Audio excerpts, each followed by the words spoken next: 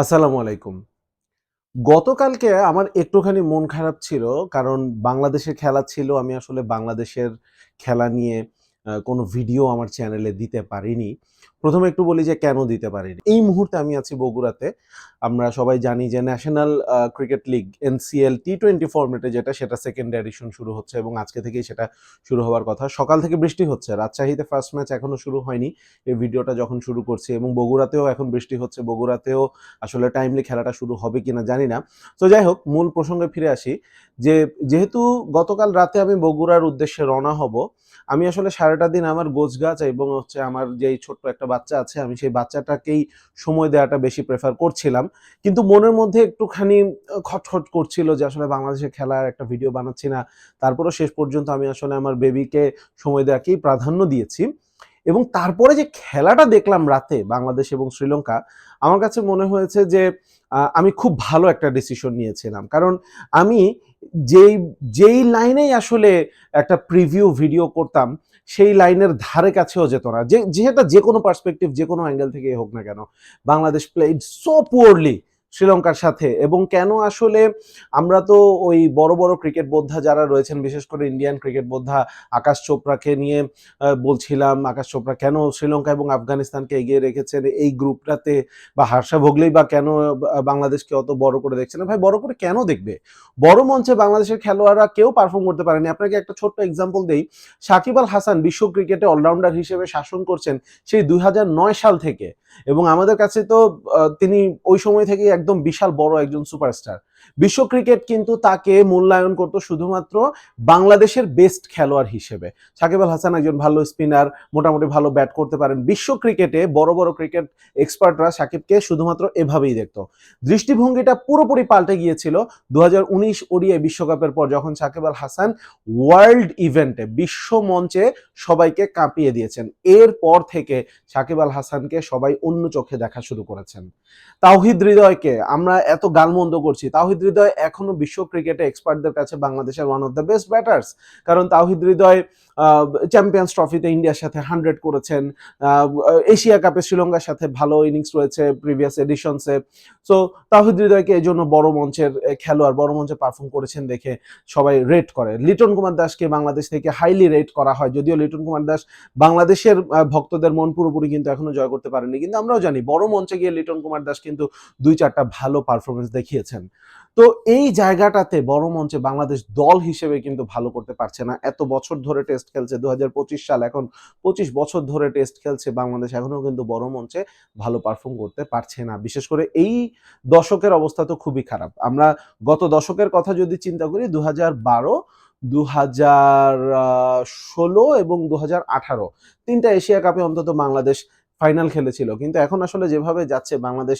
Second রাউন্ডে যেতে পারবে কিনা সন্দেহ রয়েছে যাই হোক ইন্ট্রোটা অনেক বড় হয়ে যাচ্ছে আমি যদি পুরোপুরি খেলায় চলে আসি সরাসরি খেলায় চলে আসি প্রথমে একাদশটা নিয়ে যদি কথা বলি একাদশটা একটা পরিবর্তন ছিল তাসকিন আহমেদকে বসিয়ে শরীফুলকে আনা হয়েছে ইট মেড সাম সেন্স যে শ্রীলঙ্কার বিপক্ষে বাঁহাতি পেসারদের রেকর্ড ভালো রয়েছে শরীফুলের রেকর্ড ভালো রয়েছে কিন্তু আমাকে ব্যক্তিগতভাবে যদি জিজ্ঞাসা করেন কালকে রাতে যখন বাস স্ট্যান্ডে রাতের বেলা বসে বসে কথা বলছিলাম আমি এবং আমাদের বগুড়ার যে এনসিএল এর কমেন্ট্রি টিম মাজহারউদ্দিন অমি এবং আহমেদ বিন পারভেজ আমরা একসাথে ছিলাম আমি তখনও বলছিলাম যে তাসকিনকে বসানোটা আমি অন্তত সাপোর্ট করতে পারছি না কারণ তাসকিন আমাদের মূল বোলার হ্যাঁ তিনি হয়তো ফুললি ফিট না কিন্তু এখনো আসলে হংকং এর সাথে ম্যাচটাতেও তাসকিন কিন্তু জায়গা মতো বল করেছেন সেদিন তাসকিন খরুচে হয়েছেন কারণ হচ্ছে নো বল দিয়েছেন একাধিক ফ্রি হিটে মার খেয়েছেন কিছু ওয়াইডে 4 দিয়েছেন এভাবে মার খেয়েছেন কিন্তু তাসকিন এখনো জায়গায় মতো বল করতে পারলে তাকে খেলাটা কিন্তু কঠিন হয় এবং শ্রীলঙ্কার যেই টপ অর্ডার কুশাল পেরেরার কথা যদি বলি দুঃখিত কুশাল মেন্ডিসের কথা যদি বলি কুশাল পেরেরার কথাও বলতে হবে পাথুম নিসাঙ্কার কথা যদি বলি সেই জায়গায় আপনার বেস্ট বোলারকে আপনি খেলাতে চাইবেনই তারপরও আমি একাদশ নিয়ে খুব বেশি আলোচনা করব না কারণ হচ্ছে একাদশে যেই পরিবর্তনটা হয়েছে it made some sense which made absolutely no sense is the performance from Bangladesh মানে তানজিদ তামিম এবং পারভেজ হোসেন ইমন আবারও একটু আগে যে প্রসঙ্গটা বলছিলাম বড় মঞ্চে পারফর্ম করার ব্যাপার তানজিদ তামিম এখন পর্যন্ত ২০২৩ বিশ্বকাপ খেলেছেন ওডিআই ওয়ার্ল্ড কাপ 24-এ টি-20 ওয়ার্ল্ড কাপ খেলেছেন, এখন এশিয়া কাপ খেলছেন, আরেকটা এশিয়া কাপ এর আগে খেলেছেন, চ্যাম্পিয়ন্স ট্রফি খেলেছেন। আমার মনে হয় প্রায় 25টার মতো ম্যাচ তিনি খেলেছেন, সবগুলো বড় ইভেন্টে। 25 ম্যাচে আমার এই মুহূর্তে আমি আসলে রেকর্ডটা দেখে আসিনি, আমি একটু পরে মাঠে যাব, তাড়াহুড়োয় আছি, রেকর্ডটা দেখে আসি না, কিন্তু আমি প্রিটি শিওর যে 25 ম্যাচে তার 500 রানও হয়নি। তাহলে তানজিদ তামিমকে নিয়ে কেন আমরা এত মাতামাতি করব? আপনি তানজিদ তামিমের ক্যারিয়ার থেকে বড় ইভেন্টগুলো বাদ দিয়ে দেন, দেখবেন যে ক্যারিয়ারটা কিন্তু খারাপ না, ভালোই। সেম গোস ফর পারভেজ ইমন, যদিও পারভেজ ইমন এই প্রথম খেলছেন বড় কোনো ইভেন্ট, কিন্তু তারপরে দেখুন টি-20তে যখন আপনার যে রেকর্ড 50 এবং 100-এর কথা যদি বলি, ইতোমধ্যে একটা 100 রয়েছে ইমনের এবং সম্ভবত দুটো 50 রয়েছে ইন্টারন্যাশনাল ক্রিকেটে।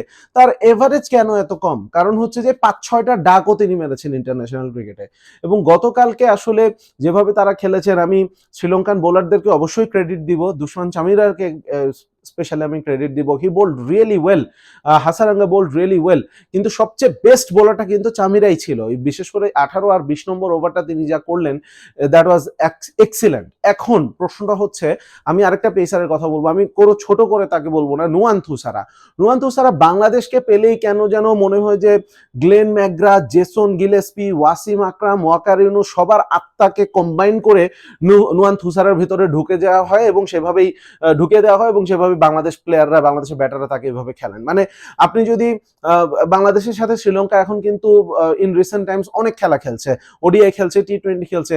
নুয়ান থুসারাকে অন্য সব খেলা থেকে বাদ দিয়ে শুধুমাত্র বাংলাদেশের সাথেই যদি শ্রীলঙ্কান ক্রিকেট বোর্ড খেলায়, তিনি কিন্তু একটা সাকসেসফুল ক্যারিয়ার নিয়ে বের হয়ে আসতে পারবেন। নুয়ান থুসারাকে খেলতেই পারে না আমাদের টপ অর্ডাররা, ভয়ে ভয়ে। তানজিদ তামিম ফার্স্ট ওভারে অন্তত দুটো ফুল টস পেয়েছেন, কিন্তু হি ওয়াজ সো টেন্টেটিভ যে ফুল টস বলগুলোকে তিনি হতাশাগ্রস্ত একটা ব্যাটারের মতো ব্যাট চালিয়েছেন। তারপর 5টা বল তিনি যখন ডট করেছেন, 6th বলে আমি তখন বলছিলাম cross batted shot coming, cross batted shot coming, সেটাই হলো, আউট হয়ে গেলেন। তানজিদ তামিমের পরের ওভারে 4 বল খেললেন ইমন, 3টা বল নেচে কুঁদে, চতুর্থ বলে আউটসাইড এজ হয়ে চলে গেলেন। প্রথম 2 ওভার 0 রান 2 উইকেট।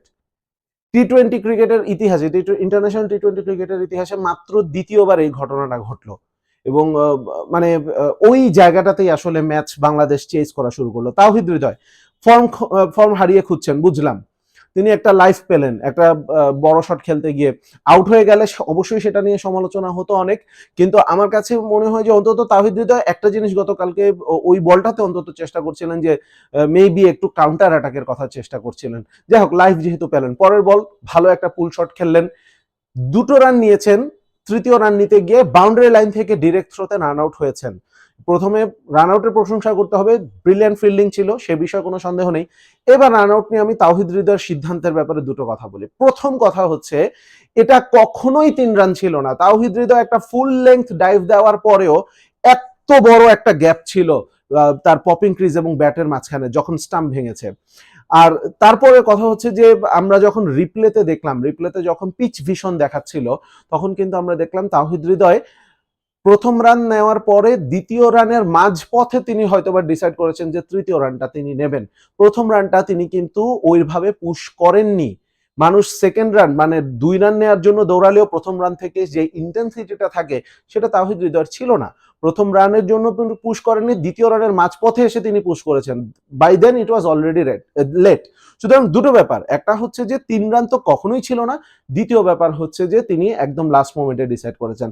তারপরেও ব্যাটিং এর অবস্থা, লিটন একটু চেষ্টা করেছেন, তারপরে আউট হয়ে গেলেন। জাকির এবং শামীম, তাদের প্রশংসা করতে হয়, 53 রান 5 উইকেট, এই জায়গা থেকে বাংলাদেশকে তারা শেষ পর্যন্ত 140-এর কাছাকাছি একটা 140 টার্গেট দিতে পেরেছে শ্রীলঙ্কাকে, পুরো ক্রেডিটটা তাদেরকে দিতে হবে। শামীম পাটোয়ারি, আমি বলবো যে কালকে তিনি যে ইনিংসটা খেলেছেন, তিনি আমার মনের মধ্যে একটা আশার সঞ্চার করছেন। ভিডিও শুরুটা যেটা বলছিলাম যে বড় মঞ্চে পারফর্ম করার যে ব্যর্থতা, পারফর্ম না করার যে একটা ব্যাপার, সেটা হয়তো তিনি ঘুচিয়ে দিবেন। কারণ শামীম পাটোয়ারি খুব ভালো ফর্ম নিয়ে কিন্তু এশিয়া কাপে আসেননি, কিন্তু যখন দরকার ছিল তিনি কিন্তু ঠিকই পারফর্ম করে দিয়েছেন গতকালকে।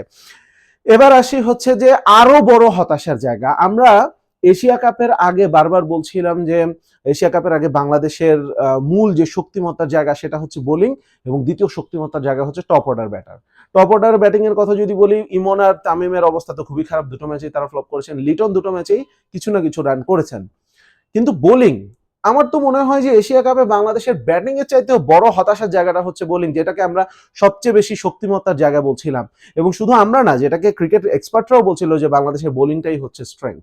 আপনি দেখুন, আমরা বাংলাদেশ হংকং ম্যাচের যে পোস্ট ম্যাচ করেছিলাম সেখানেও কিন্তু আমি বলেছিলাম যে 143 যখন আপনি হংকংকে করতে দেন এই পিচে 143 চেস করতে গিয়ে, তখনই কিন্তু আপনি অনেক বড় রান রেটের স্বপ্নটা বাদ দিতে হবে। কারণ আপনাকে অনেক বড় রান রেট নিতে হলে অনেক ঝুঁকি নিয়ে খেলতে হবে এই উইকেটে 140+ চেস করতে হলে। তো সেই জায়গায় একটা হতাশা ছিল। আচ্ছা, বুঝলাম প্রথম দিন বাংলাদেশ বোলাররা হয়তো বা একটু রাস্টি ছিল, বা হংকংকে হয়তো বা একটু ইজিলি তারা নিয়েছিল। দ্বিতীয় দিন কালকে কি হলো, শ্রীলঙ্কা চাইতে বাংলাদেশ এই কন্ডিশনে নোন, কারণ অলরেডি 2 দিন আগে তারা ম্যাচ খেলেছেন। কিন্তু একই অবস্থা, মানে 140 ডিফেন্ড করার জন্য যেই একটা জেদ, যেই একটা ঝাল দরকার ছিল বোলিং এ, যেই একটা মশলা দরকার ছিল বোলিং এ, সেটা একেবারেই ছিল না। রিশাদ হোসেন একটা ওভার করেছেন। আমি রিশাদ হোসেনের একজন বড় অ্যাডভোকেট, আমি এখনো তার পক্ষে অ্যাডভোকেসি করব, কিন্তু কালকে তার বোলিং দেখে মনে হচ্ছে জীবনে তিনি প্রথমবার মতো বল হাতে নিয়েছেন। একটা বল, ওভারে 18 রান দিয়েছেন সেটা ইস্যু না, ইস্যু হচ্ছে 6 বল এবং একটা ওয়াইড, সব মিলে 7টা বল করেছেন যতদূর মনে পড়ে। 7টা বলের মধ্যে একটা বল তিনি জায়গা মতো ফেলতে পারেননি। এভাবে তো আসলে বড় মঞ্চে পারফর্ম করা সম্ভব হবে না, তাই না? তো এখন বাংলাদেশের এই এশিয়া কাপের সেকেন্ড রাউন্ডে যাওয়ার সম্ভাবনাটা খুবই ক্ষীণ। আফগানিস্তান তো ইতোমধ্যেই হংকংকে বিশাল ব্যবধানে হারিয়ে রান রেটটা এমন জায়গায় নিয়ে গিয়েছে, বাংলাদেশ সেই জায়গায় পৌঁছাতে পারবে কিনা আফগানিস্তানকে হারিয়ে। আর আফগানিস্তানকে শুধু হারালেও চলবে না, শ্রীলঙ্কা আফগানিস্তানের সাথে যদি জিতে তখন হচ্ছে যে আসবে নেট রান রেটের প্রসঙ্গ। তো সবকিছু মিলিয়ে আমার কাছে মনে হয় যে বাংলাদেশের সম্ভাবনাটা খুবই ক্ষীণ। আবারও যদি বলি এনসিএল প্রসঙ্গে আবার আসতে হবে। দেখুন, বাংলাদেশের টি-20 যেভাবে যাচ্ছে, এই এশিয়া কাপ বা আগামী বছর বিশ্বকাপ, আমার মনে হয় যে আমরা অ্যাজ ফ্যান অনেক বড় আশা না করাটাই ভালো। বরঞ্চ আমরা একটু দেখি যে ফিউচার বাংলাদেশের জন্য কি রয়েছে, what does the future hold for Bangladesh, এবং সেটা জানার জন্য আপনি টি স্পোর্টস এর পর্দায় অবশ্যই এনসিএল দেখুন। এশিয়া কাপের সাথে ক্লাশ করবে না, দিনের বেলায় খেলা হচ্ছে, সকালে একটা খেলা হবে, দুপুরে একটা খেলা হবে। তো এনসিএল পুরোটাই থাকবো আপনাদের সাথে, আমরা টি স্পোর্টস এর মাধ্যমে আপনাদের সাথে যুক্ত থাকবো। আমাদের সাথে থাকুন, দেখুন বাংলাদেশের ফিউচারে কি রয়েছে, টি-20 ফিউচার বাংলাদেশ কেমন করতে পারে, কারণ প্রেজেন্ট তো আসলে খুব একটা আশাবাদী হতে দিচ্ছে না আমাদেরকে।